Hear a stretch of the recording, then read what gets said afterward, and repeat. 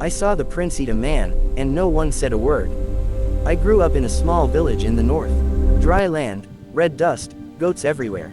We had one ruler. His son was the prince. People said he was chosen by spirits before he was born. They said he could not be touched. They said many things, but I worked in the palace kitchen. I saw things. The prince was not like us. He did not laugh. He did not play. Even as a child, he watched people like he was studying them. When he was about 12, animals started going missing. Goats first, then dogs. People blamed thieves. One night, I stayed late in the kitchen. I was new and slow. I didn't want the head cook to beat me again. So I stayed to finish cutting meat. That was when I heard it. A low sound. Not a cry, not a shout, more like someone trying not to scream. It came from the back room. That room was not for us.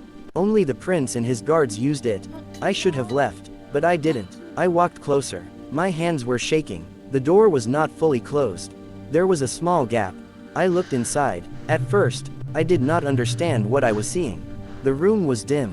There was a lantern on the floor. I saw a man tied down. His mouth was covered. His eyes were wide, moving fast. Then I saw the prince. He was kneeling beside the man. His clothes were clean, too clean, like he had just washed. There was a bowl near him. I thought maybe it was some kind of ritual. Our people had strange ways sometimes. But then the prince picked up a knife. Not like a kitchen knife. This one was long and thin. He cut the man's arm. The man tried to scream. It came out as a weak sound. And the prince, he smiled. Not a big smile, just small, calm, like he was doing normal work. He held the bowl under the wound. Blood filled it slowly. My legs stopped working. I could not move. I could not breathe well. Then the prince did something I will never forget. He drank from the bowl. Slowly, like he was enjoying it. I bit my hand to stop myself from making a sound. Tears were running down my face. I wanted to run, but I was scared he would hear me.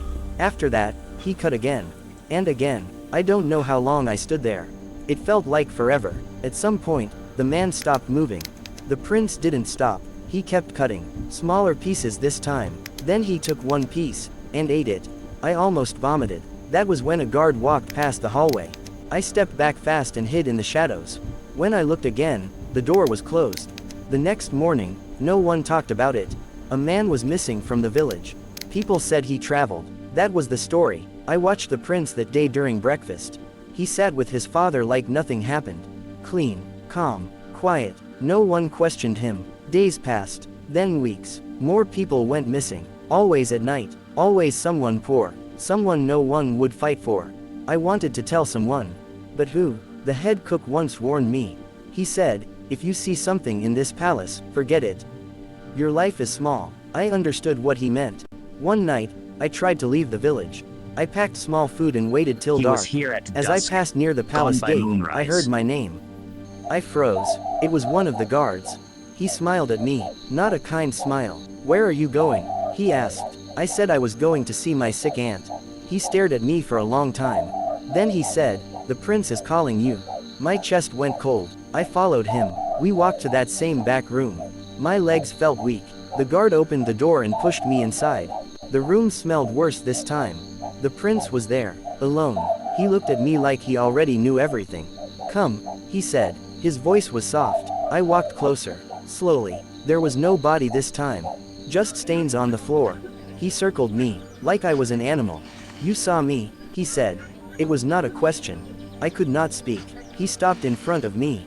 Why didn't you run? He asked. I don't know why, but I said the truth. I was scared. He nodded. That is good, he said. Then he smiled again. That same small smile. Fear keeps people quiet. He picked up the knife. I thought that was the end for me. But then he did something strange. He gave me the knife. Hold it, he said. My hands were shaking badly. I want to see something, he said. He brought in a goat. Alive, tied, cut it, he told me. I didn't move. He stepped closer. If you don't, I will bring a person next time, he said. I believed him, so I cut the goat. My hands were weak. The cut was messy. The goat made a terrible sound. The prince watched me the whole time. Then he took the knife back. Now you understand, he said.